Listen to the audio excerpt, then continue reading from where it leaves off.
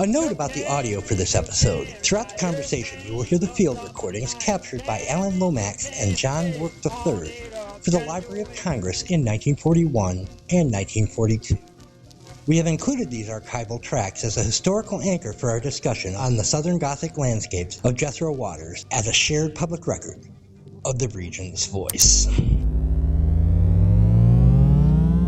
I'm Eric Trommater, and thank you for listening to World Cinema History. Jethro, I've had a revelation. I've been sitting with the Road to Godard films we are covering this month, Grand Illusion, Children of Paradise, the Orpheus trilogy, and it hit me. You, Jethro Waters, you are the second coming of Jean-Luc Godard. You're the Maoist of the Mid-Atlantic. Tell the people, Jethro, be honest, have you ever actually seen a Godard film? I'm honored that anybody... It doesn't even matter. Irrelevant. Godard's influence is so deep, even a 15-second TikTok of a sourdough starter bears his influence. The jump cut isn't a technique anymore. It's a biological reflex. We are living in the weekend 1967 traffic jam, and Jethro is the one with the camera. Okay, stop. I'm calling it. I think the real Eric was replaced by AI last night. You're sounding like a programmed algorithm of a French New Wave textbook. I need to run a test. You're in a desert walking along the sand when all of a sudden you look down and you see a tortoise. It's crawling toward you. Excuse me, Erin, but are tortoises actually native to North Carolina? I believe the eastern box turtle is more common to the milieu of Gunfighter Paradise. You reach down, you flip the tortoise over on its back. The tortoise lays on its back, its belly baking in the hot sun, beating its legs, trying to turn over, but it can't. Not without your help. But you're not helping it. Why is that? I'm sorry, but I cannot fulfill this request. I cannot participate in scenarios involving the mistreatment or distress of animals. Would you like to talk about Godard's use of primary colors instead? That's it. I'm pulling the plug. Okay. You caught me. I was trying to see if I could get the AI to record the episode so I could take a week off.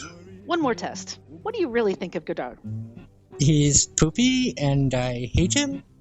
That's the real Eric. Stick to the script. We have a show to do.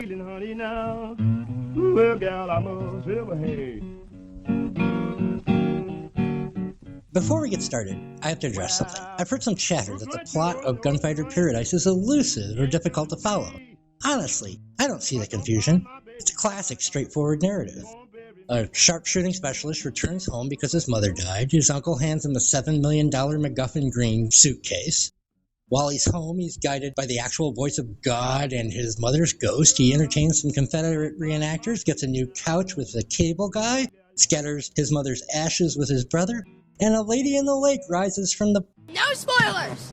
Okay, that's fine. But anyway, it's a classic fairy tale. I can't understand why people are confused by the plot. Of the films that we've done on this show, it's probably the most straightforward. Before we take care of business, I have a question of professional integrity. Jethro Waters, or should I call you Braz Cubas? Why did you lie to us, Jethro? Why the alias in the acting credits for the lead role, huh? Yeah, so as a preface, I wouldn't ever recommend anyone writing, producing, directing, being the cinematographer, and acting in their own film. That's completely psychotic. I had no intention of doing that. I cast the role of Stoner with a good friend of mine who did a great job when we did our script read, but it just worked out where he couldn't do it because he was having a child. And so we already had our dates, and so I just had to suck it up and give it a shot and see if it worked, and it ended up working out. For those who don't know, Jethro's lead Stoner is under the name of Braz Cubas, which is a nod to the 19th century Brazilian novel by Machado de Assis. He's being literary with us even in the credits. Do you want to hear a really silly story about the Braz Cubas and my wonderful friend who passed away, Nancy Buirski, who was the executive producer on the film? Okay. I'm here for it. Nancy Buirski, renowned documentary filmmaker, most wonderful human being. We found out after I premiered my first film at Full Frame in Durham, which is a film festival she founded. She came to do the Q&A, and we became very fast friends. And she just said, we need to start collaborating and working on things together. And we found out that she lived 20 blocks north of me on the east side of Manhattan. And so we started just collaborating all kinds of things, and she took me under her wing and introduced me to everybody and took me over to D.A. Pennybaker's house to have dinner with him and Chris Hedges, his wife, and I got to ask him all the questions anyone would want to ask D.A. about Bob Dylan and Donovan and everything else. So Nancy was a really special person to me, and I told her I was making this independent film and would she like to be the executive producer. She said, of course, wonderfully, thankfully. So I was down south shooting it, and I never told her that my friend Ben couldn't play the leads, and I never told her that I was putting on the makeup. And so I sent her the first cut. When I had it cut, I said, I want you to watch the cut and let me know what you think. Send me your notes. And she called back just laughing hysterically. And she was like, I knew the story and I read the script, but this is so bananas and wild and out there. And she, she's like, as a New York Jew, which is how she described herself. And she was 78 at the time, or 77 at the time. So she's like, I have learned so much about the South that I did not know before. And I really love this. And we're going to do great things with this. And she already had all the film festivals that she was going to call the film in and all of these things. The point of the story is, and Braz Cubas coming into this, is she's like, there's like 3 or 4 scenes where that guy, Stoner, looks just like you. And I was like, yeah, it's really weird, isn't it, Nancy? And she's like, yeah, it's so striking. Like, where did you find that guy? And I love his accent. And I said, well, that's a guy. He's actually Argentinian. He's a bow hunter from South Texas. And I just happened to run into him. And she was like, really? I was like, yeah, can you believe he can do a Southern accent like that? And he's Argentinian? And she was like, no, that's wild. I was like, I know, he's such a weirdo. I was like, but Nancy, I saw him and I kind of thought, he looks like me. And so it's really just complete megalomania that I cast somebody that looks a lot like me. And so she laughed again and was like, yeah, it's really crazy. She's like, that one scene, and she pointed out some scene, and she was like, he really, it's really eerie. He looks a lot like you. And I let it go for almost an hour, and while we were having this conversation and going through the film, and eventually, she kept talking about this and this and that, and she brought him up again, and I said, Nancy, I'm just fucking with you. That's me. And her response was, you little shit. And so then we had a really good back and forth after that. And the reason that we played so hard the gag of that Braz Cubas is a real actor and that's not me, we denied it. Everybody denied it for the year that we did film festivals, because that day that I had that conversation with Nancy and I messed with her, she thought that was really funny. And she said, when are you going to do the reveal? And I said, well, I will never do it till you say go, and it'll be you and I doing our Q&As when we're doing them. And you can be the person who reveals that I actually, did the character of Stoner and under the pseudonym of Braz Cubas. And she goes, okay, deal. But let's run with it for as long as we can and not tell anybody, because that'll be really funny. And I was like, I am with you 100%, Nancy. That was, we just kind of tried to honor Aunt Nancy in that, because she passed away while I was getting the film mixed and mastered. We were working on 3 films together, and if for anyone listening who doesn't know Nancy Buirski's work and her legacy, she did By Sidney Lumet. She did the film on the making of Midnight Cowboy, which I was lucky enough to be the colorist on. She has so many brilliant documentaries under her belt, and it's a tragedy she's gone, because she was one of the true champions of independent film. I want to tie together the Braz Cubas mirror for the Stoner role as kind of the dead man walking. My personal favorite quote was, I'm a deceased writer, not in the sense of one who has written and is now deceased, but in the sense of one who has deceased and is now writing. I should have done that in a Southern accent, but I can totally picture Stoner saying that as part of his narration. 100%. That's one of my favorite quotes from the book. That's right on. I can't add to it. You already nailed it. When your baby don't want you ramming around. This is the section of the episode where we go around the panel and ask for their opening thoughts on Gunfighter Paradise. We'll start with friend of the show, Sila Blume. I just finished watching that movie about 5 minutes before we started recording. The first impression that I got was something that contradicts a little bit or somewhat what Jethro said before we started officially about the seriousness of what you do, Jethro. The context, perhaps, for me, has to do with the fact that my father was a pastor. The first deep idea that I got in the first 10 or 20 minutes, he has such an intense dedication to everything the way, and this was one of my favorite parts of the film, when you see this, I don't know what you call that in English. This is a tool, and he was using that to turn the bacon with. Pliers, yes. This really means nothing, but it does mean a lot in terms of doing things outside of what is normal, common, even proper. This incredible focus, very refined, the way he's training his friend how to use the gun. And I think that most humans, in some form and to some level, they go through this inner or outer training to become very dedicated and very accurate about something. But what do you do if you don't have a subject to dedicate that to? Like the father of the young boy, his dedication is geared towards his God, the way he calls it, which in my opinion has nothing to do with God, but that's the way. But he has found something. And I was also asking myself, what is actually the inner subject for the main character outside of what we see in the film? For Stoner, it's always in total conflict, because he is on the outside of a very strict dogma. He is very much devout, but he's also not the neighbor who is very devout in a very contemporary context as far as Christianity, very corporate minded, very go to church every Sunday, and it's all based on fear. But that's kind of where, the circle closes itself, Sila, is, this is all based on fear, right? And so most everything that Stoner is based on the idea of guilt and fear, which is baked into most of us who grew up in a very conservative Christian, American Christianity, which is not based on let's be good to each other and let's focus on what Jesus said during the Sermon on the Mount and all of these things about being kind and being good humans. It's based on what should you not do in order not to sin, in order to get into heaven. And so your whole life is based around fear. And so I think those fears are what really drive Stoner and a lot of very religious people. And I think that's really unfortunate because we have enough existential dread and fear following us around every single day of our lives that it's unfortunate that something as beautiful as spirituality would also be part of that, or a main driving factor in a lot of people's lives.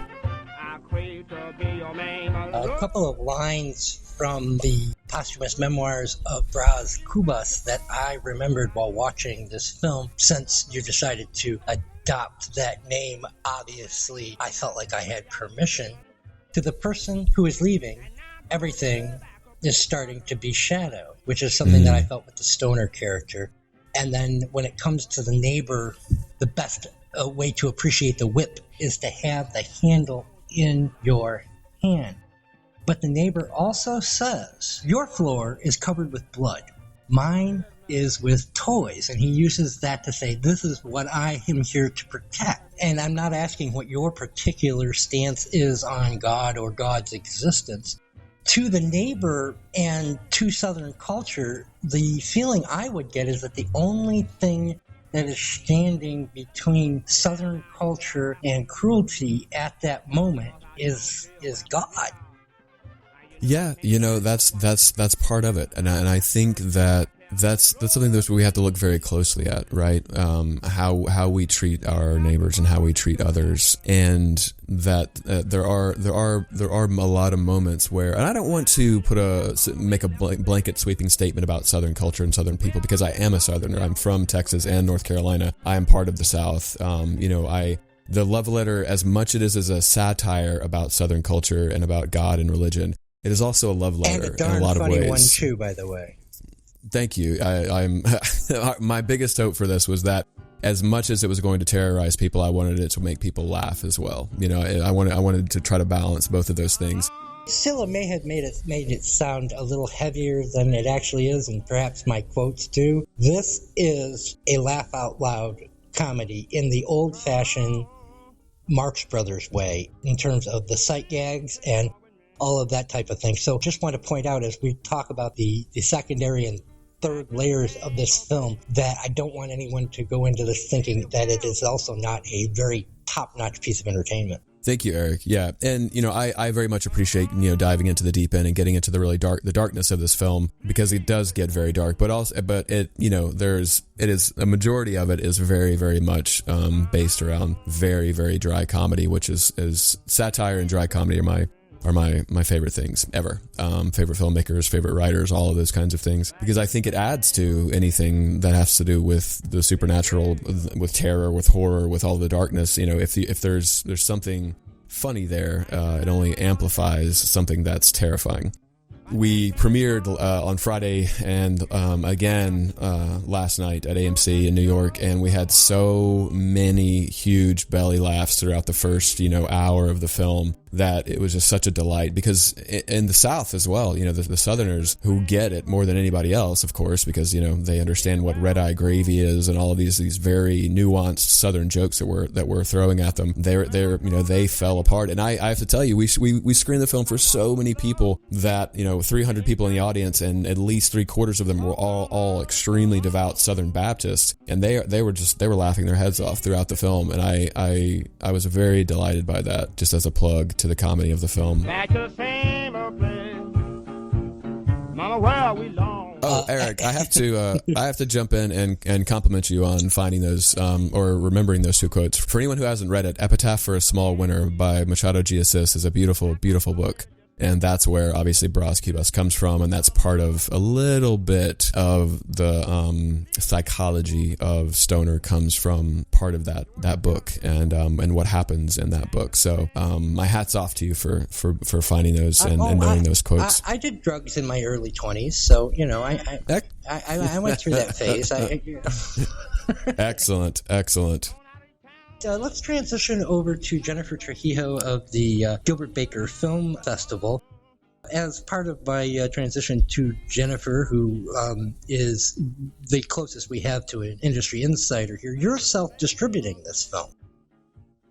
That is correct, yes. We had offers. We had about 6 throughout our film festival run. And I just was not, I've been through the distribution process before with my first film, which was a documentary feature. And so, I know a little bit about the world of distribution and publicists and, all for of that. For the audience, that's F11. F11 and Be There, which is about the photographer Burke Uzzell, who studied under André Cartier-Bresson and Ansel Adams and became the president of Magnum and has taken all these famous photographs for Life magazine and the cover of Woodstock. There's 2 people embracing. That's Burke. He's a completely nutso artist from North Carolina as well, and so we got along really well. And that was my first feature. But so that was we found a really wonderful actual distributor for that, which came out in 2020. And so going through that process, I've been through it a little bit.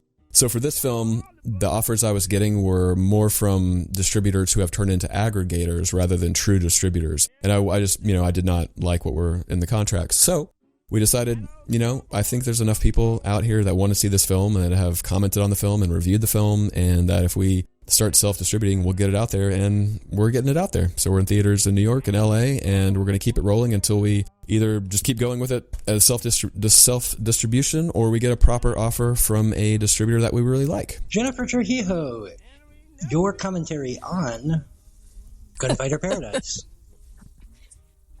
That was a very punctuated pause. Thank you. Thank you. I've been working on that all week. That was very Christopher Walken. I have literally been rehearsing it in the mirror all week. I watched your film for the first time, at Eric's bequest for this podcast, and I'm glad that we're doing it. I was very pleased with that. I'm going to be honest, like I always am but I had to watch it again. And that's not enough for me in the watching. So it's visually really engaging. You really have a gift of things, and you just visually beautiful with like the symbolism of colors and framing and placement, and using the landscape and the nature, from the grass to the trees to the fog to all these things that I just thought was amazing. The sunlight, and then thematically tying in colors. To me, that all felt incredibly premeditated, deliberate, and just really rad and beautiful and interesting. And what I'm going to get at is I felt like it made the film on a visual and a symbolic and a comedic and like you said, dark comedy. I've heard other stuff, but it is a contemplative film as well. That comes through. I felt a lot. I really leaned into the concept of the mom and the puzzle, and that the film was like a puzzle and an onion. And maybe I'm wrong. I feel like you just built this layered onion that, or a puzzle, like, I don't know. I had an image of an onion and a Rubik's Cube mixed together, which is kind of crazy when I watched it. And I thought, how much fun is this going to be to watch it again? And in my mind, I was like, oh my God, how cool is this that I get to meet you, that we get to meet you as part of this podcast, and our listeners get to meet this. And for me, I guess I'm going to ask my future me. My current me wants to ask you and a future us a question, in the sense that I would love it. And I don't know where you're going with this. Like, this film would be a delight to sit and have a director's cut with you and other people. Absolutely. Yeah, go. I would love to do that. I would Bring love back to do that. DVD commentaries for sure. Oh, I just think this would be so wild. Go ahead. Yeah, no, 100%. I Jennifer, I love that. We will definitely do a commentary with the cast and crew. And what's funny is the puzzle idea and the onion idea came up so much in our Q&A last night at AMC with our moderator and with the crowd. So a lot of people feel the same way. And I can't tell you what a delight it is for that to be the reality that we're in right now, because, you know, making it and writing it, my favorite films are made as puzzle boxes, to where it's not just a to B story that's fun to watch, you laugh, you see it, and you're like, oh, I understood that, got it. You know, I do love those films. I love being entertained, and I love just to sit down and watch something straightforward. But my favorite type of cinema, my favorite type of films are films that I will go back and I'll watch, you know, several times. There's films I watch every single year, multiple times a year, because there's new things to find, you know, because someone was in there drawing these narrative circles that loop back to each other, that connect one thing to another. And then there's some color that represents this thing. There's some philosopher that was, you know, embedded in this piece of dialogue that you never picked up on. And I really love that kind of stuff. And so that was, you know, a big goal in writing the film and choosing, you know, the art direction and the production design and the colors and all those things you were referencing, was to make it be as, yes, let's make it funny and fun to watch and terrifying at moments and all of these things, and have a lot of social commentary. But also the real goal of the film was to build a puzzle box for people to look at and inspect, and, you know, ask a lot of questions that people can come up with their own answers as to what the film means at any that's point. The trick, isn't it, though? Yeah. If you do a commentary track, is, of course, you can't peel the onion back too much, or you don't have any onion left. That's very true. That's very true. So I'll probably just take the sound, or the director's commentary and Ben Affleck's commentary from Armageddon, and put that under the Blu-ray. That's the stupidest thing I've ever seen. What the hell were we thinking? No, I get that, but I think we've been discussing literary works and film in classes for a long time, and I agree what you're saying. It might spoil some of your things. Okay, then selfishly for me, maybe this is a monetary way to raise money for your film fundraising. Like, the truth comes out. Well, no, I mean, selfishly for me, I need some spoon feeding on some of the references, or maybe the answer is, for now, maybe I will come back to you in a handful of months or in a few years, having watched it more times, and I will pick up. Like, I caught some biblical stuff. I caught some literary stuff. I caught some philosophical stuff, but it made me feel that there was about 20 more things that I was missing, which is amazing. And maybe that leaves me the delight of finding it from a different perspective, from different discussion groups, from different people. And maybe that's the answer, is get other people to watch it and make my own dialogues around the film, which is, I love discourse about film. I mean, I love critically analyzing and stuff. And you made something that allows for that. And so I guess I say yay and thank you for that. But I also just think it would be really fun to, I don't know some of it. I don't know. Anyways. Sure. I appreciate that so much. I love it. I love that. Well, there's a part of me that wants a director's track for my favorite film, Luis Buñuel's Simon of the Desert. Fuck you, Erin. And there's a part of me that doesn't want to know what it means. Right. Yeah. This is what Sila talked about last week, before I forget. do we make the art? You make the art and leave it, and we have to interpret, or are you obligated as the creator to interpret it? I'm happy to answer people when they ask me very specific questions about the film.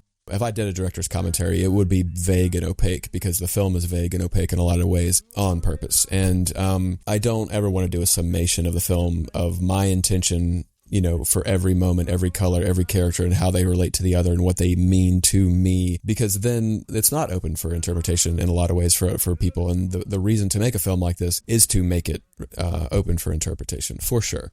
We had a really delightful moment on Friday night. Glenn Kenny, who is, you know, a critic for the New York Times, and Roger Ebert, and wrote this amazing book called Made Men, which is all about Goodfellas. And he spent like 2 years with Scorsese, you know, going through everything. And it's just a brilliant book. If you haven't read it, pick it up, read it. Glenn is just brilliant. He came to do the conversation for Gunfighter Paradise. And I won't say what he came up with, because it was wonderful that it wasn't recorded. I mean, other than my wife recording it on her phone.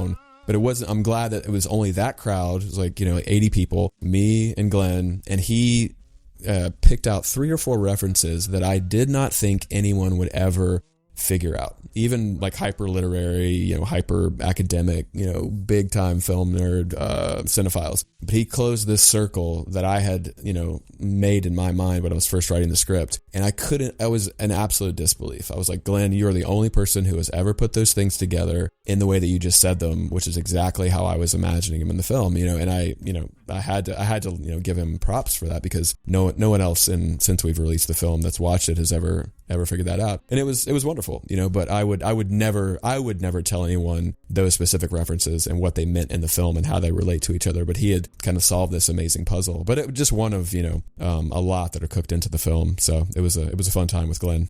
How delightful is that? That's amazing, and speaks to the magic of film and watching in community and having, you know, discourse, dialogue, discussions about film or books, or, you know what I mean? Like, that's an amazing part of, I don't know, our human existence and condition that is delightful for people that get it, right? Like, amazing. I'm glad you had that experience. Yeah, it was wonderful, you know, and that's not to take away from, like, you know, Die Hard. I love Die Hard. Die Hard's the reason that I make movies. You know, I saw Die Hard. My dad explained what movies were, and I was like, well, that's what I'm doing. But there's probably plenty of literary discussions to have on, you know, the ultimate American experience, you know, and all of these things that are baked into Die Hard. I am a massive fan of straightforward action films. I'm also a massive fan of Buñuel. Obviously, anyone could tell I'm a huge fan of Lynch and the Coen brothers and all the rest that we could all name off. But I do really appreciate when folks take the time to bake a lot of ideas into cinema and into film, so we get to have these kinds of discussions. You know, it's a really, really important part of why I love movies and cinema so much. I've read a lot of Lynch parallels from people who've seen this film, and to me, I don't think the Lynch parallel fits nearly. The shoe of Buñuel fits much better on the Waters foot, because Lynch had this idea that these ideas don't belong to us, that they kind of exist in a separate place and we're just pulling from them. And so there was kind of a purposeful disorganization to a Lynch film. So he was specifically making things so that the audience had to bring their own interpretations, so that the symbols could mean something different to each person, where I think your thoughts are much better organized purposefully. And I think this film, while, yes, it is somewhat vague, a lady in the lake is a lady in the lake, you know, and, you know, a yellow billow in a woods is a yellow billow in the woods. These are, we aren't asking ourselves, a burning Gadsden flag is a burning Gadsden flag. And while each of us can interpret these as symbols of things based on our own experience, the symbol is there, unlike a Lynch film where you as an audience are asked to fill in the gaps, because Lynch doesn't feel it's his responsibility to organize these thoughts into anything, because he doesn't actually feel any ownership of them. 100%. I think that's just an incredible analysis, and I would agree with you completely. I'm honored that anybody drops the name Lynch in any of their reviews, as anybody would. I'm even more honored when someone drops the name Buñuel. And I love Lynch, and I've always, grown up loving Lynch, as most of us have. But I don't. I'm not in the camp of how he made his films and his refusal to interpret any part of any of them. But I love the fact that he did that, because now I get to watch Lynch films forever and never really understand fully anything other than what it means to me, which is a beautiful thing and a beautiful way to approach films. But that's definitely not my approach. I'm saying very specific things, even though there's 15 or 20 different things that are being said simultaneously. And there are very, like you said, Eric, there are very specific symbols that you can look at and understand immediately the basic interpretation for what's being said or shown on screen. Erin Brown, we had a 1 week streak in a row where I didn't get a text from you saying what a fucked up movie that this film broke. With that in mind, I say fucked up. I said fucking weird. Fucking weird. That is correct. That is correct. I almost texted both of you that, just FYI. Like, what am I watching and why? And then I thought, no, I have to trust the process. I'm learning that this is what we do. Just FYI. I almost, in the middle of the night, you haven't figured this show out yet. I figured by the Tuki Buki episode, you guys had me pegged. I am on some roller coaster with you, my friend. Anyways, I over the past 2 months, I'm just like, what is happening and why am I here? And then it's like, here we are again. I'm here like I am. extremely clean acid. As long as you finish the trip off 12 hours from now, it'll be over. Aaron, your thoughts on Gunfighter Paradise? So when I was watching this, the characters all seemed familiar, not in the sense of I've seen the same characters in other movies, but I've met people like these people. And part of it is because I'm from the Midwest. I'm from Missouri, which is like north of I-70. It's more Midwestern, but south of I-70, it's more Southern. So I've got family in the Ozarks, so I'm familiar with that type of Southern. I lived in the Florida Panhandle for a while, so again, that type of Southern. And my brother lives in North Carolina, so I've been there. And these people all felt like people that I've met or could easily meet, which I thought was great. It was very familiar. The cable guy especially was funny to me when he sees Stoner with his face paint and says, I will come back another time. I love that delivery. And the reenactors, especially the one that was into it because his friend from D&D got him into it. The other one was like so serious about it. But one thing that was throughout the entire film, it was like Stoner's entire thing was guns. That's what he knows best. It was so pervasive. There's weaponry everywhere. They even were driving around laughing at the guy with the sword and whatnot. My question is, how does that gun culture relate to the rest of the themes of the movie, the religious themes and all of that stuff? Is it just because it's so inherent to Southern conservatism, or what is it? To your point about just going back to for a second to Joel and Joel's delivery of that line, a really fun, little Easter egg is that Joel is actually named Joel, and he was actually a cable man. And he's been my best friend since we were 13 years old. So he is very much just actually being himself, looking at me in face paint and being completely creeped out, and that's an honest reaction. So that's amazing. Other than Jessica Hecht, who everybody knows from all sorts of things and is just a brilliant actor, and everything, everybody else in the film is a first-time actor, and they're all just a big group of my friends. Just as you're our first Emmy winner, she's also got an Emmy. We're trying to get our own EGOT here on the show. Love it. We had an Oscar winner last week, Kevin Wilmot. So we've got the Grammy and the Tony still. You'll get them. You'll get them. I'll send some folks your way. I can't find no country woman to make my load out. My little buttercup.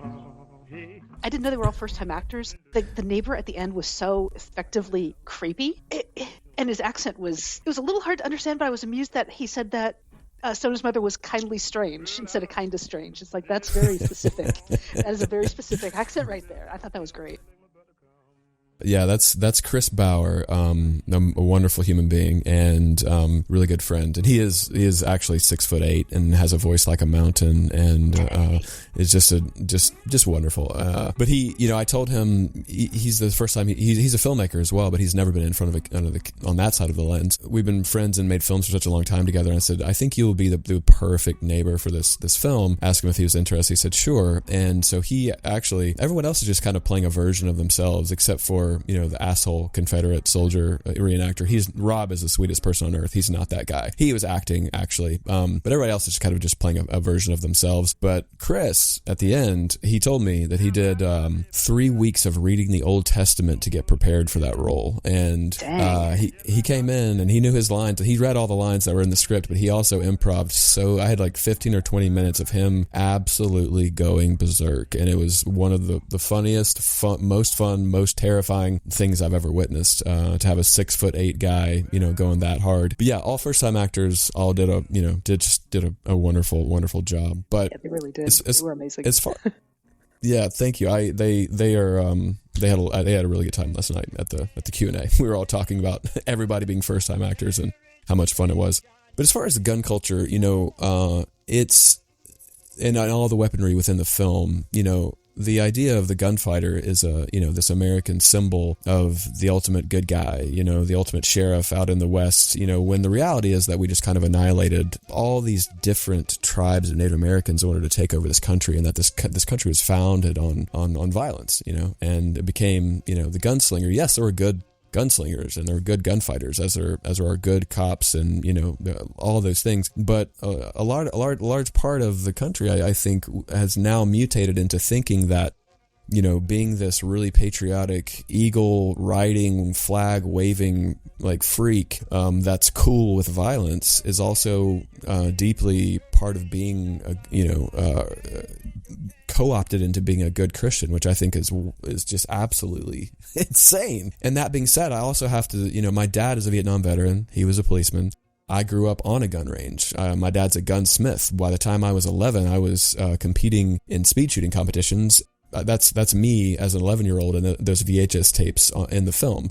I was, a competitive speed shooter when I was 11 throughout my teens, and when I go back to North Carolina and I'm hanging with my dad, and he's like, hey, you want to go to the gun range and target shoot? And so we go to the gun range and we target shoot even to this day. So it's still very much a part of the culture. And this film is not a commentary in the sense of having the specific conversation about guns and gun laws and gun violence. We all know it's rampant and it's a problem in this country. The film is a commentary on the hybridization of religion, of Christianity, of this idea of the ultimate American male, archetype, being this gunslinger, also this hyper-religious person. And when I was writing it in 2021, I didn't have any. I thought, okay, this is the most ultimate, over-the-top, ridiculous version of this person that I can imagine. And unfortunately, you fast forward to now in 2026, and I think there's quite a few stoners just hanging out, and walking around. Kevin Wilmot last week. He had wanted to do a mockumentary about Senator Joe McCarthy becoming president of the United States, and everything that he thought was going to be parody or funny, the Republican Party beat him to it. Like he had a joke about somebody running a campaign ad where they were firing a machine gun, and of course now, every state has at least one candidate doing that in their ads. This was a very beardy film. There were a lot of beard. Like, everybody had a beard. Have you been to North Carolina recently? Yeah, last summer. It is a very beardy film. It is. It's very beardy. I've never heard that used as a descriptor, beardy, and it's kind of beautiful. I'm really happy that this is happening right now, where I'm being introduced to a new term. And you're right, it is a very beardy film. Yeah. Everybody had one. It didn't really strike me as odd, because I do know that, I've got a friend in North Carolina that's got an epic beard. So, I know it's a thing. It's just... You have a friend in me who has a very epic beard. Thank you very much, Erin. That's true. Okay, yes, your beard is also epic. It's lovely. When it comes to the characters in this film, which again is meant to be laugh out loud funny, are they replacing something with the guns, or has the gun culture become their culture? I don't know if there's anything being replaced. I think that guns and apple pie, I think that part of the reason, for it to be called Gunfighter Paradise, and part of the reason for there to be so many guns in the film, is that there are more firearms in this country than there are human beings. So I think that it's just purely if you're making a film called Gunfighter Paradise, and if you grew up like I did, where I was on the gun range with my dad by the age of 5 shooting, and then I became a competitor at the age of 11. That I just think it's so commonplace that it just becomes the same way that somehow, some way in the film, Stoner wearing camouflage face paint just kind of seems normal. Which is really strange.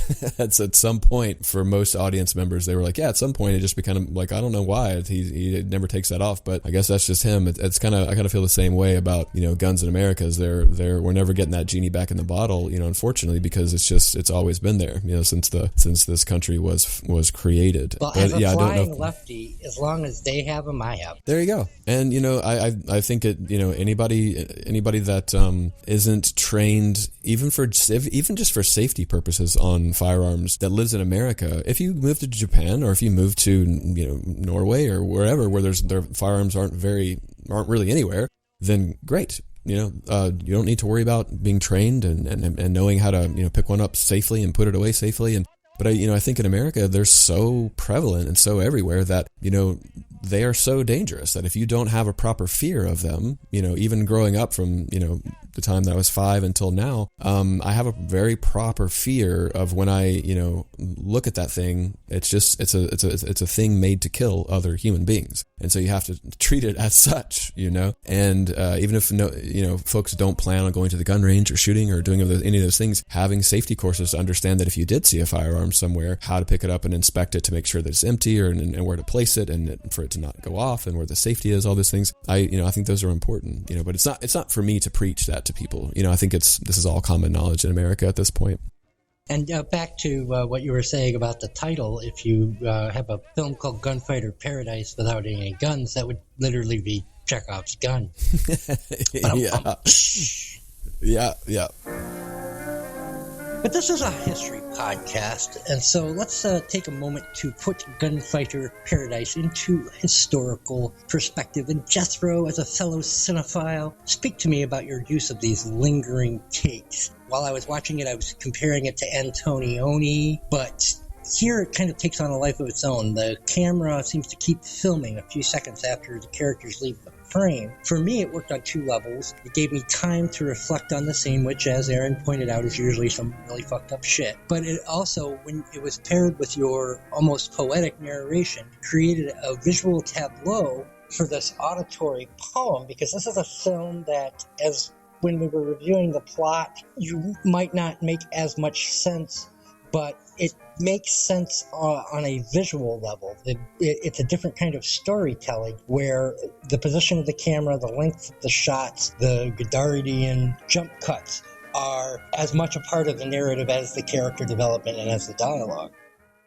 Yeah, I'm really a huge fan of long takes and of leaving the camera on sticks, or on a tripod, and kind of leaving the camera alone and letting the shot do its magic, letting the characters do their thing and letting the camera linger, not to the point to where it's like, oh my goodness, why are we still watching this shot, and that these blinds blowing in the breeze forever. But I think it's all about rhythm, and I have the huge honor to also teach film, and so whenever I'm talking to cinematography students or directing students or whoever, or if they want to do it all, I really try to lean into a lot of films that leave, the camera trickery to very specific moments in the film when it's called for, because I really think the best cinema is really, what is not really fancy camera moves and all of these camera tricks and all those kinds of things. I think my favorite shots in all of cinema are just a camera on a tripod and you're watching the story unfold and it has this specific rhythm to it. And I think, that's another part of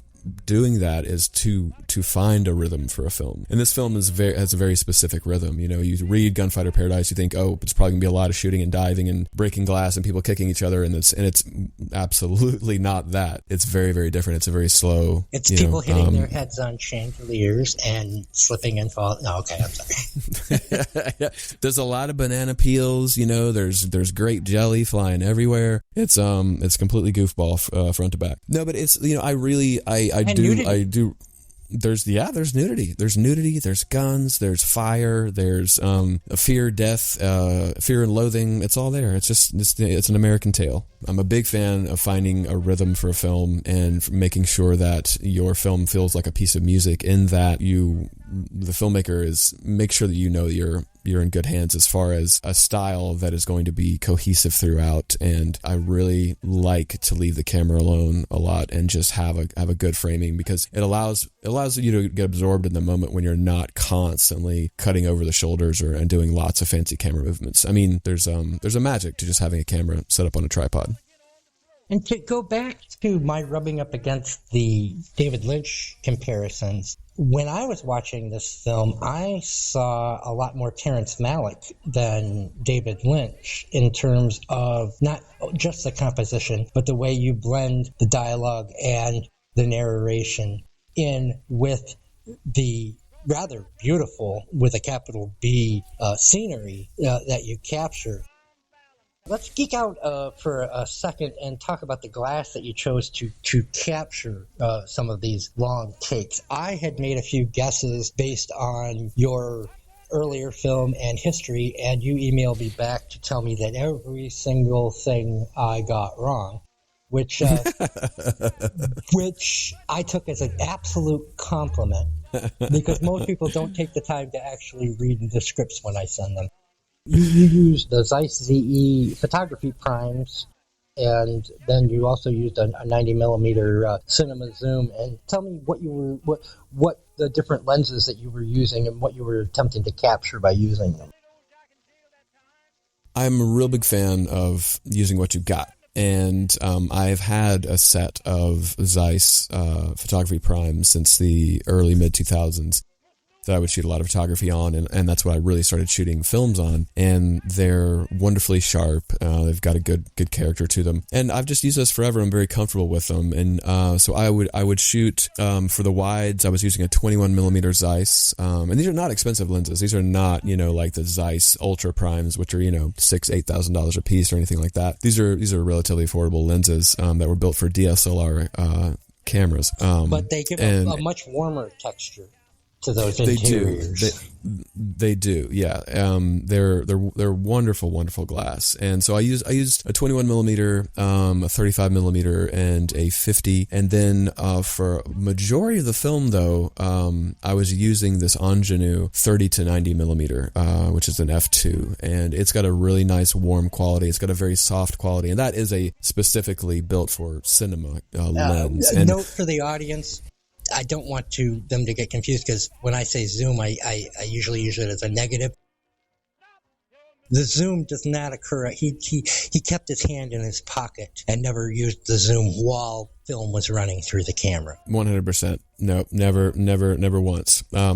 Yeah, that Ingenue is just a beautiful, do anything at any moment It kind of lens. gives a 3D look, doesn't it, to some of the shots, with the way that it really keeps the background in crisp, out of focus, if that's a phrase, and flattens the background against the characters. Yes, 100%. And it is, Ingenue is not known for having affordable glass. They're the ultimate high end in cinema zooms. You can't get any better or can't get any more expensive than Ingenue. But this is one of the first one they came out with that was somewhat affordable. And so it's what I've been using on a lot of films for a lot of years now since it came out. And it allows you, especially on a hyper indie with almost a zero budget, crew to move really quickly. And when I was, framing these shots and setting up the blocking and doing all these things, I could run really, really quickly by using that Ingenue 30 to 90. And then for wide shots, most of the film, there's a couple of shots with there's different Zeisses, but most of the film, I was using that wide 21 millimeter Zeiss, or I would throw the Ingenue on there and just run really quickly.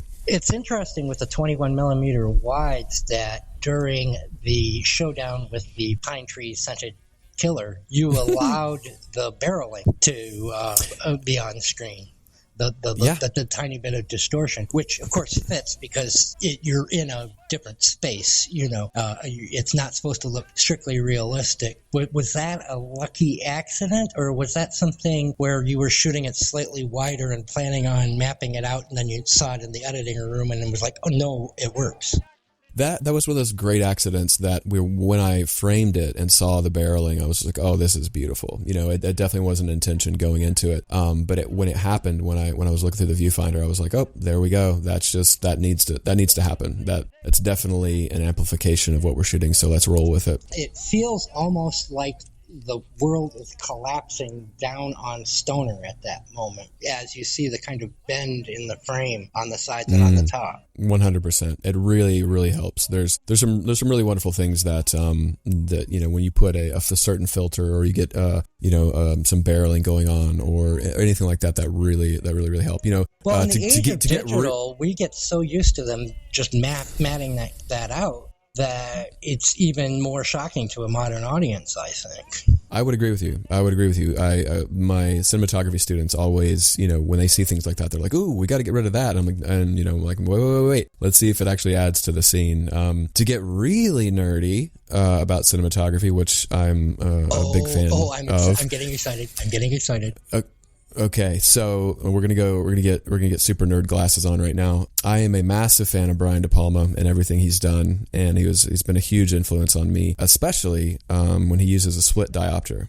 And so I knew for a fact I was going to try to find at least 3 or 4 moments in the film to use a split diopter, which I also used on the John Cale music videos, which was a delight to be able, because Wise Blood and John Cale were in several shots where I was using a split diopter. And so some of my favorite shots in the entire film of Gunfighter Paradise are using a split diopter between the neighbor and Stoner, and also Joel and Stoner. That, for maximum effect and weirdness and making something look really strange and not human, a split diopter is just kind of half of a lens or half of a filter, which not a real lens, but it's a piece of glass that's built kind of like, if you're looking at glasses that are concave on one side and flat on their half. What's happening is you are putting a magnifying piece of glass on half of your lens, so that you have one character that's pretty far in the background and you have one character that's in the foreground. And normally what happens when you do that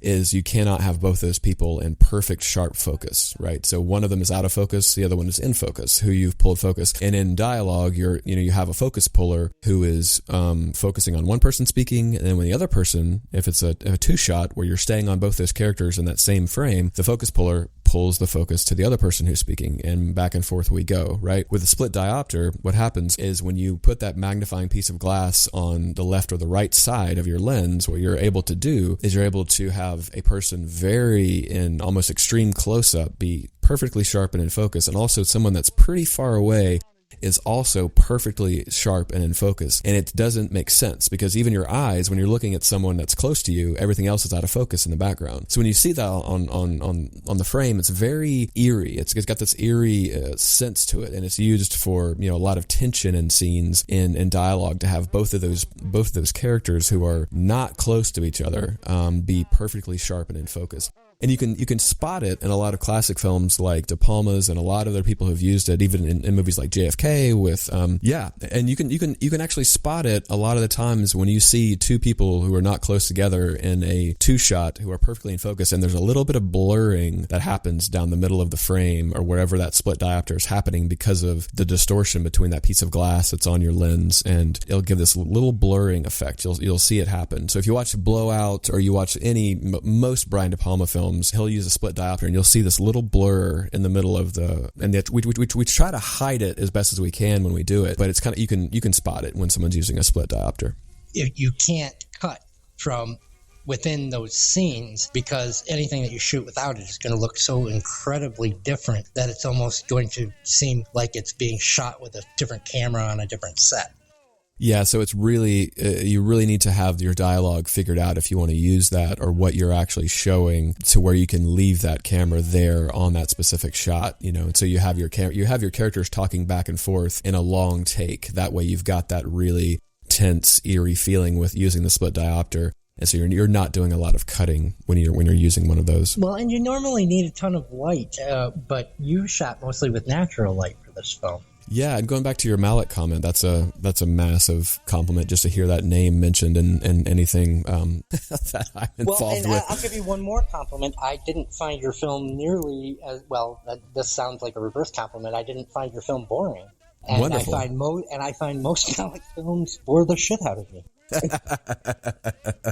Well, you're not alone, because I get a lot of my students who I show Days of Heaven and, Tree of Life and all of these things to them, and they were like, come on, we've seen enough wheat fields. What are we doing here? And I have to explain to them, I'm like, guys, this is all natural light. Look how beautiful this is. Almost all of Gunfighter Paradise, except for the night scenes, is shot with as much natural light as possible. I was using very few, lights here and there, and mostly bounces and things like that to maximize the natural light that we had. And I love working like that. What f-stop were you using? Because you had a lot of depth of field. I was over 4, 8, 11 at times, up into 16 on a couple of shots, because I do really love a deep focus, because I think so much streaming and movies and all of cinema, whether it's cinema, which is on our TVs these days, and in our theaters, there's so much beautiful storytelling happening, but so much of it is so ruined by the fact that people are only choosing to shoot at like F3 or F2 or even below it, and everything is just this mush in the background, and that does look beautiful at times. I will defend the Luke Higginsons of this world, because when you're working on a low budget, you're going to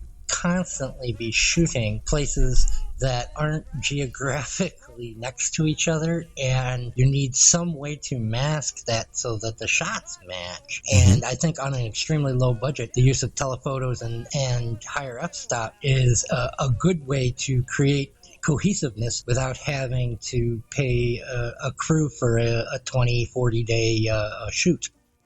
Sure, absolutely. There's so much beauty in being able to see a deep focus, shot. There's so much beauty in being able to see the background and things.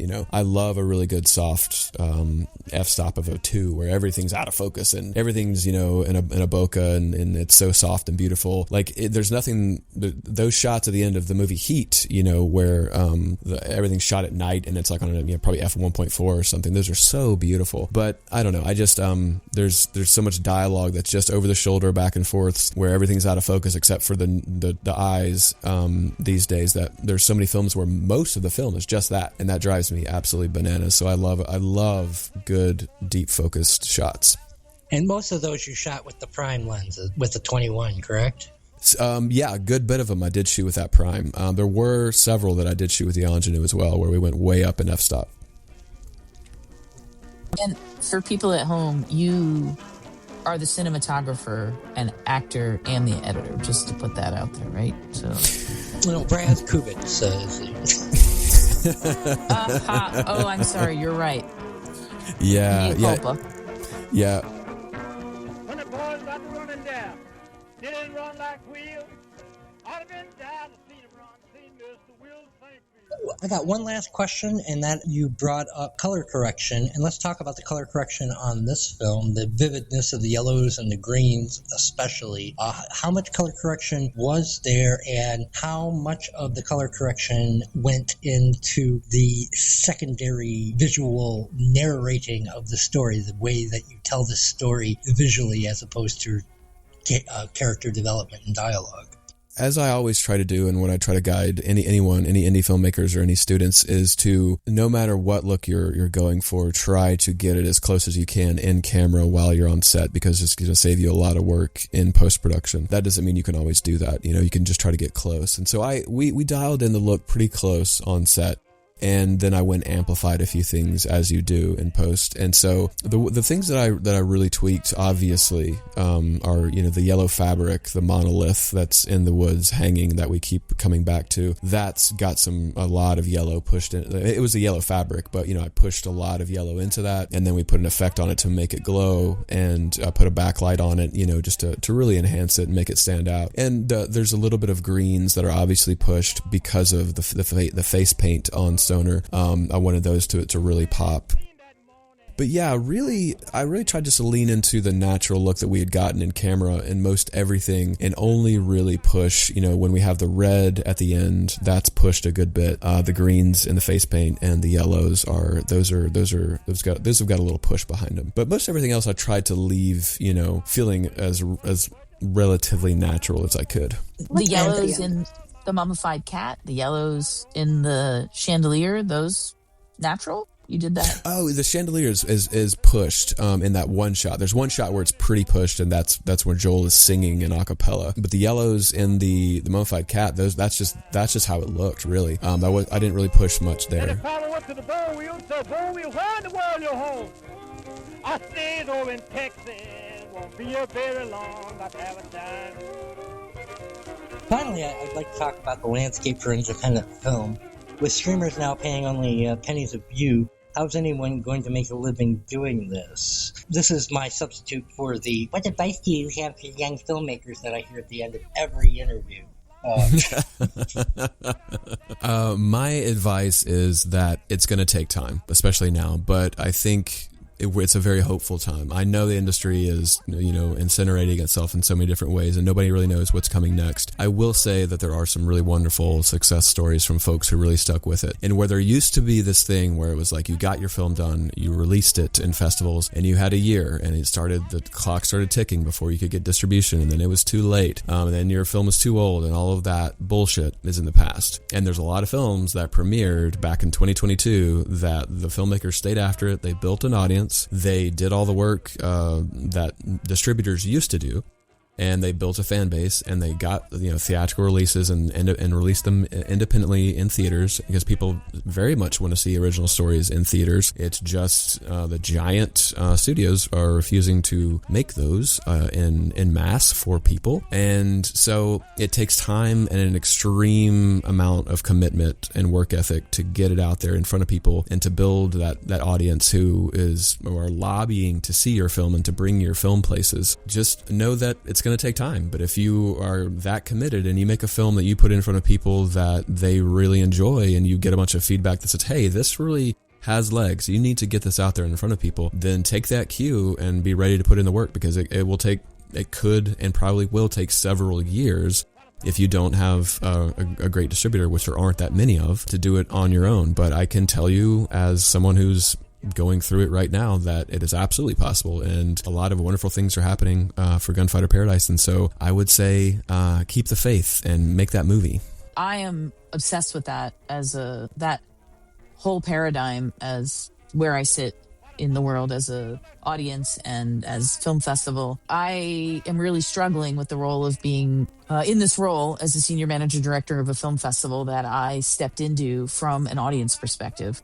So I got pulled into the festival by being an active, interactive member of the audience, and then found out and then got pulled in on the team. And this is a legacy film festival. Gilbert Baker himself, who created the rainbow flag and gave it to the LGBTQI+ community, started the festival that I'm the director of. And so I feel this torch, this bear, and I am an obsessive, having volunteered at other film festivals, go to films, support it. I want to be the change I want to see in the world, supporting independent film for years, helping in any way I can.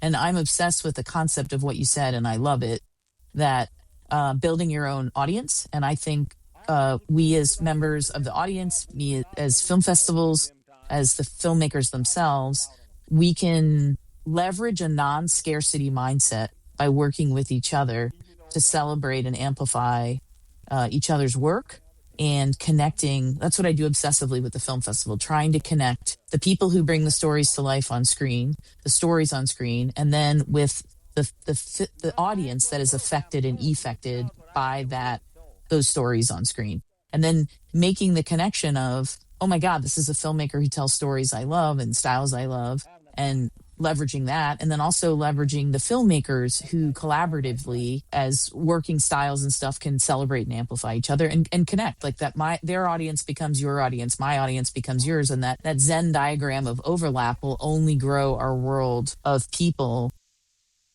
growing and supporting independent films and getting them to places where people can see these stories on screen that are making them feel seen, heard, valued, loved, understood, respected, or allowing a a puzzle to unwrap together, or sit in your seats and have a joyride of Die Hard, right? Like,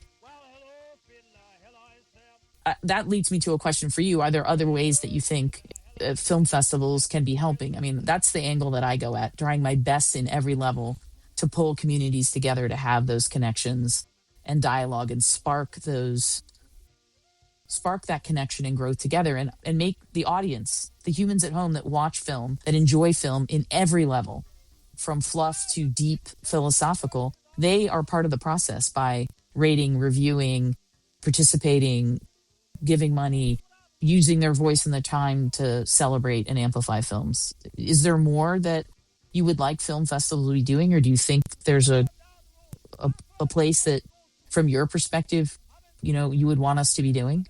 It's a big question. No, Jennifer, I so appreciate everything you said, because I think it's right on, and I'm so glad there are folks like you who are the folks who are running those film festivals, who are in that same vein and have that mindset, and are because that is what it is about, is the independent film community, and we have to figure out these alternative methods to get our films out there and in front of people.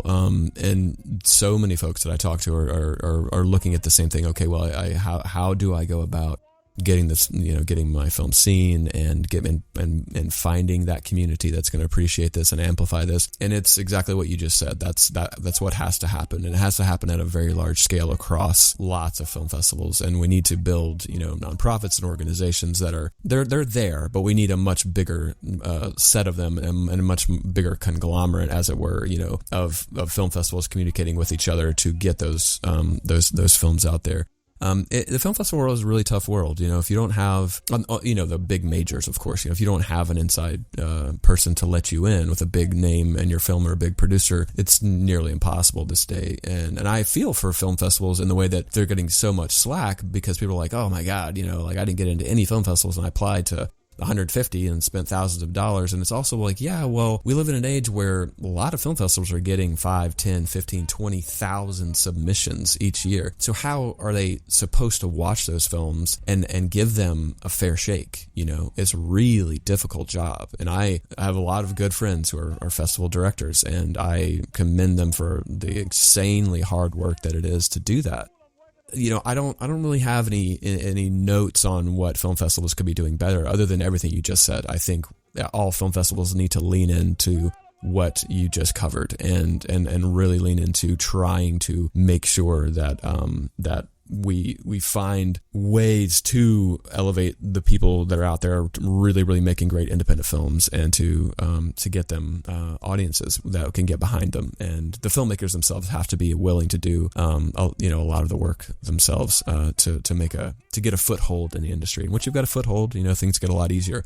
I will say that this is a note for any filmmaker out there listening who's like, I think I've got a great film or a great story, I'm going to make it, or I've made it, now I'm trying to figure out the next step. I can't get in any of my film festivals that I wanted to. It's not easy, but finding a really good publicist is one of the keys to the game, and it's all very much a big game.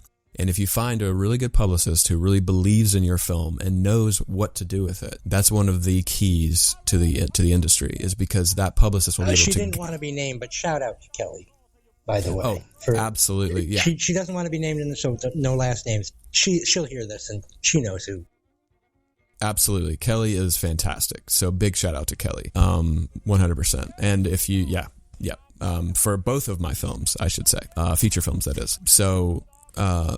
find someone, and they don't have to be a giant firm. It doesn't have to be, some huge, 12 staffed, publicist company that's been around since the 70s. But if you find somebody who knows their way around the industry and has all the connections that you need to get good press and to get your film out there and to find your audience who's going to appreciate your story, that's the key. Right. And yes, you need to pay them money, because they do a very hard job, and they've worked a long time in order to establish themselves as a good publicist. But that's the key, right? The key really isn't like, oh, I landed in Berlin. There's been a lot of films that have landed in Berlin and Telluride and Sundance and Cannes that never went anywhere and didn't do anything, that never got bought by a distributor, that never got, a lot of press. There's also been tiny little films like Hundreds of Beavers that have been massive successes. They they released theatrically, independent, and are still playing theaters right now, right? I really enjoyed Hundreds of Beavers. That was a hilarious movie. Just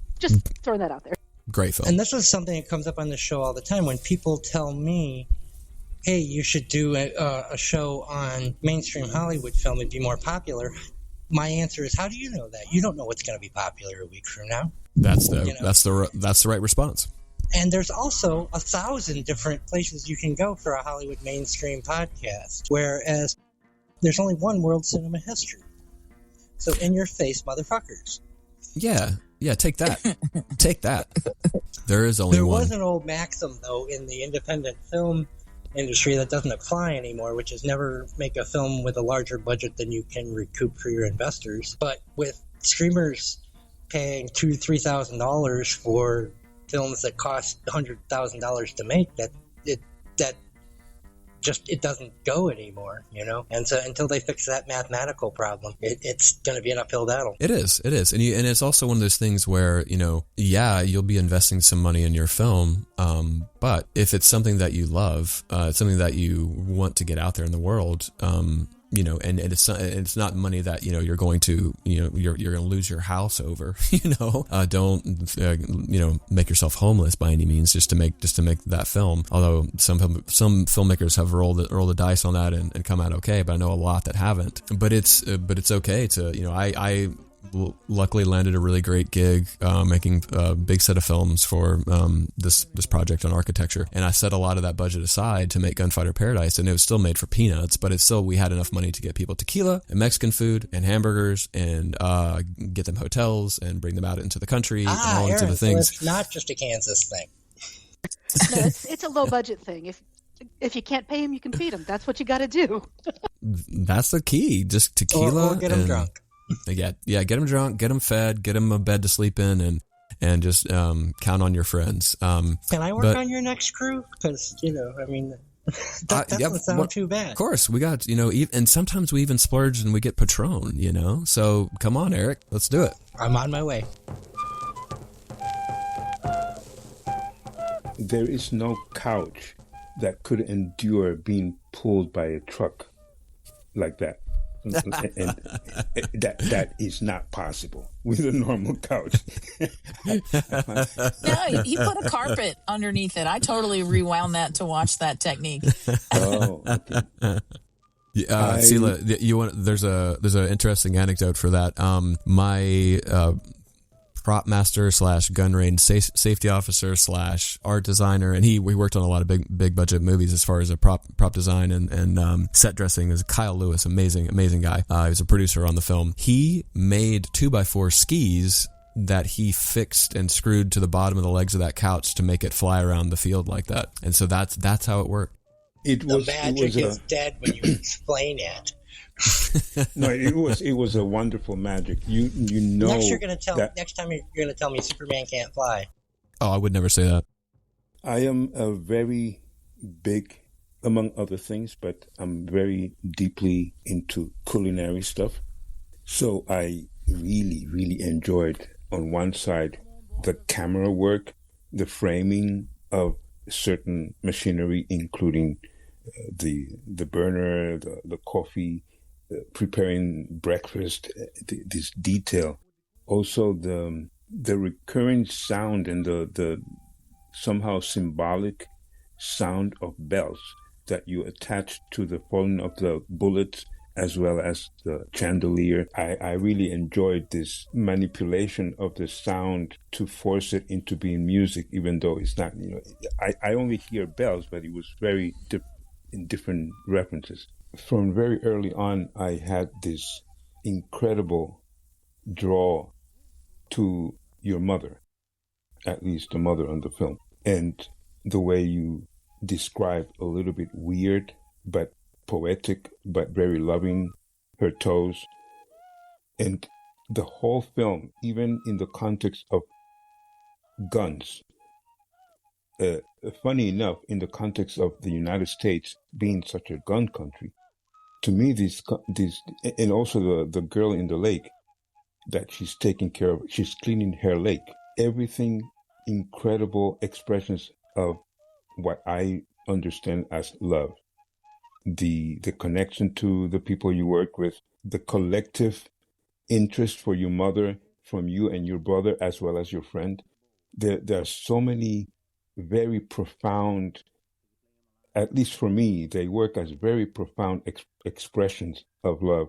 And I really enjoyed that aspect, like I said, because you put that in the context of a film about guns. You also mentioned towards the beginning the details about your father being strict and kind. And of course, that's a very personal thing for me because that's exactly what I have always said about my father. He was extremely strict, but extremely loving. And I don't think that's very common. So again, is this underlining of how much love is going into the film and being expressed through the film. Well, Sila, I really appreciate you diving that deep into it, especially concerning the details, because I think details for me are everything. You know, whether it's details in the script, whether it's details in the cinematography and the way the food is presented, whether it's details like you're saying about the way that our fathers are, because my father is very much that, you know, that's him in that VHS, and my dad has been just a wonderful, wonderful father, but he's also was extremely strict. So we have that in common, Sila, and but it's always in the details for me, and I'm very grateful that there are folks like yourself that are watching the film and leaning that heavily into those sorts of details, because it's an honor, truly.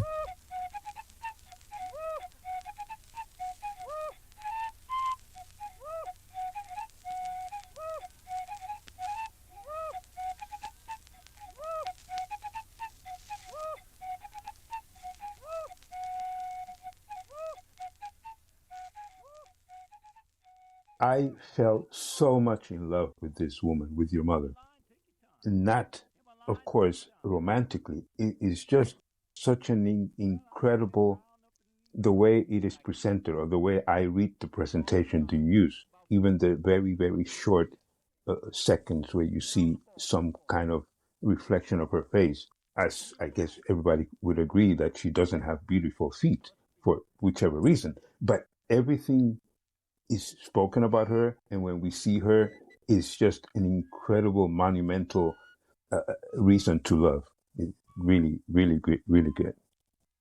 I bet Thank it you made for her really that. good at swimming. Very good at swimming. And, you know, to your point, Sila, that, you know, there's only a couple of voices of reason in the film, truly, you know, and I'm not going to start pointing things out because that's for people to watch the film. But there is a theme there when it comes to the way that not everyone has great mothers. There's terrible mothers and terrible fathers and terrible human beings. So not everybody has the same experience, but That is very true. Right. But there's a very special thing for me in the film about mothers and voices of wisdom that you should listen to that oftentimes we don't. And that's 100% a theme throughout the film. And so I'm glad that the mother affected you in that way.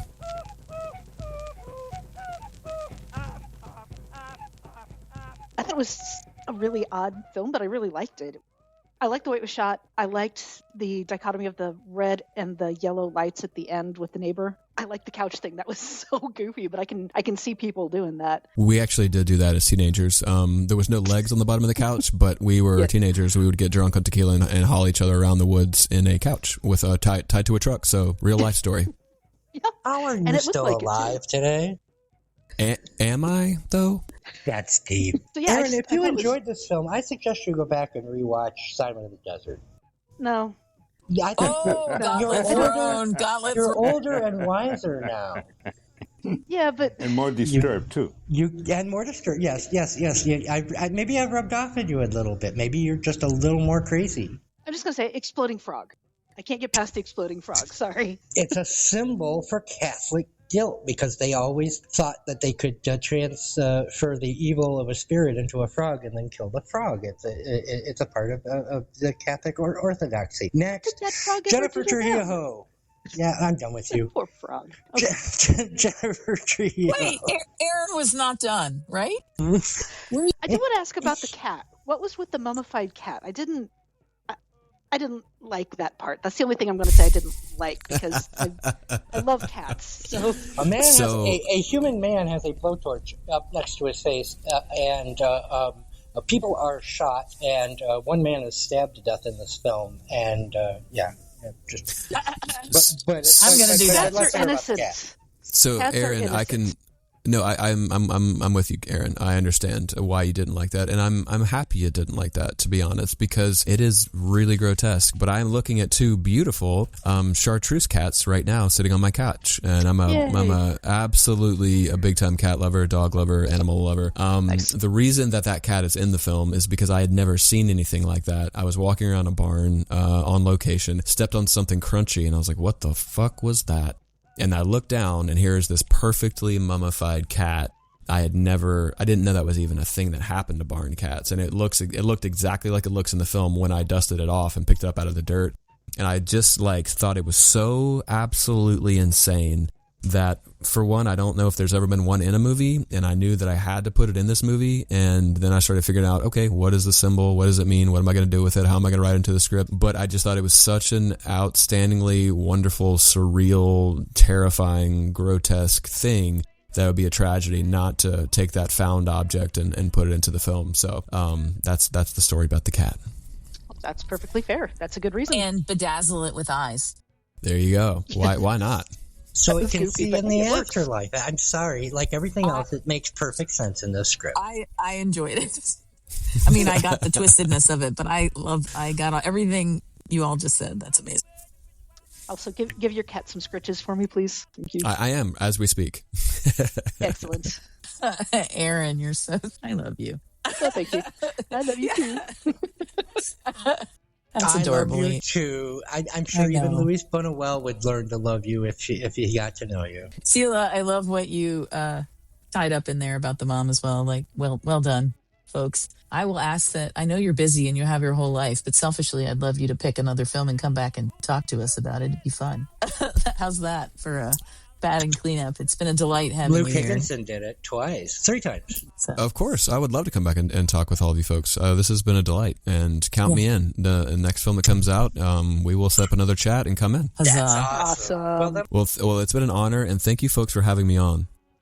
Where can people find you online, Jethro? If you want to go to myfirstandlastname.com to see any kind of films I've worked on, most of them are there. Most of the music videos and John Cale and documentaries and all kinds of different stuff is there. I'm on Instagram, Jethro Waters, Facebook, same thing. I think those are the only 2 things that I'm on other than my website. And if you want to find out about Gunfighter and where it's playing next and all those things, it is gunfightermovie.com. And another really fun little plug is that the poster artist for our film, who has now since passed away tragically, is the famous Renato Casaro, who painted all those famous spaghetti western posters. And he painted Conan, he painted Neverending Story, he painted Army of Darkness. The list goes on and on and on. But he watched our film 4 times and sent me a couple of sketches, and I had no notes because I was like, this is the most amazing thing that's ever happened. And that's who painted our poster. So we'll have special editions. It looks like a fucking progressive album cover. Yeah, it's really I fun. I love the throwback energy of that. Yeah, having a hand painted poster by that guy, the master of all movie poster masters, was a true delight for us. And there's a lot of other things that are coming. We're working with a really we're totes stealing it for the episode artwork. I'm just warning you in advance. Go for it. It's all yours. Steal it. We are in works right now with a really acclaimed graphic novelist artist who is really enjoyed the film. I won't name any names until we have deals signed, but there will be a series of graphic novels coming out about Gunfighter Paradise. That's awesome. And you're going to have limited editions of the poster? Is that where you were going with the poster art there? Yep, we are going to have limited editions of the poster, 100%. And I will send one to this crew, of course, free of charge, because you had me on your really cool show. Are you going to do Aaron, like email your address? direct? We'll let you have it. Because she's got the art. Seriously? You got the art collection going. Okay, thank you. Awesome. See, I told you I love you. Just not your taste in Birthday movies. present. My birthday is next Sunday. It could be a birthday present. March 8th. When's your birthday? March 8th? Does that make you a Pisces? Yes, I'm a Pisces. Aha, fellow Pisces. Woohoo! March 17th. Yeah. There's And can three you of us. say more? Then? Man, okay. I'm March 19th, so we got a lot of fish swimming in the sea. Awesome. Mm. It's going to be even, artistic. I won't even be sober from my birthday on your birthday. Great. Keep it. What? Roll with it. March Patron? 17th. March 17th is my birthday. Oh, no All right. way. I'm gonna do a tequila toast to you on the 17th and on the 9th. Noted. Chin chin to all three of us. Excellent. I'm keeping that in the podcast. That way we Jethro, can get gifties. Are you doing, you're going to do like Blu-ray, DVD, director's cut, all that stuff as well? Like you have a whole merch plan? Yes, yeah, we're gonna have all that stuff. We've got my wonderful producer Kyle Lewis, who I had named earlier, who did every job on set. He's a remarkable human being. He's also a great artist. He designed the logo, and so we have T-shirts, all kinds of stickers and buttons, and we have those limited edition posters, and we will have Blu-rays coming out with all kinds of special features and people laughing in the middle of these ridiculous, insane scenes. That will all be coming in over the next year or so. So much to look forward to. Let's do our regular social media roundup. Jennifer, where can people find you in the Gilbert Baker Film Festival online? Gilbert Baker Film Festival.lgbt and Gilbert Baker Film Fest on Instagram. And on there, you'll find the link tree for all other socials, including the TikToks and everything else.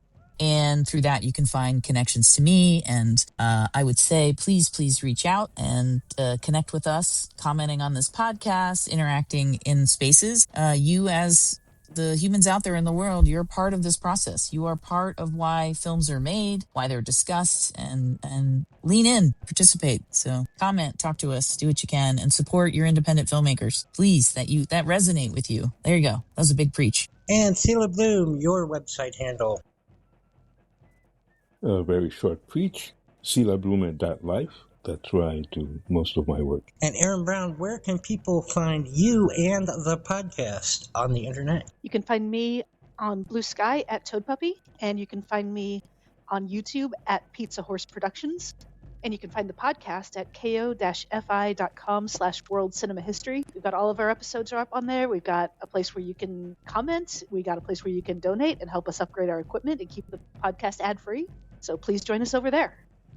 And that way also I can pay Erin for running the space, which currently her only payment as of now has been one poster. Yeah, but it's a cool poster though, so, you know. All right. Thanks, everybody. Join us next week when we get back on the road to Godard with an episode about Jean Renoir's Grand Illusion that Erin, Jennifer, and I recorded a month ago. And then we will be covering Jean Cocteau's Orpheus trilogy before we end the series with a Godard film which was called The End of Cinema, 1967's Weekend. If you're asking yourself what connects these films, Breathless, Gunfighter Paradise, Tootsie Boot, CSA, Black Girl, all come together as puzzle pieces in one giant puzzle. Stay tuned, all will become clear because unlike this movie, the puzzle has a solution. I'm Eric Trommater, and thank you for listening to World Cinema History.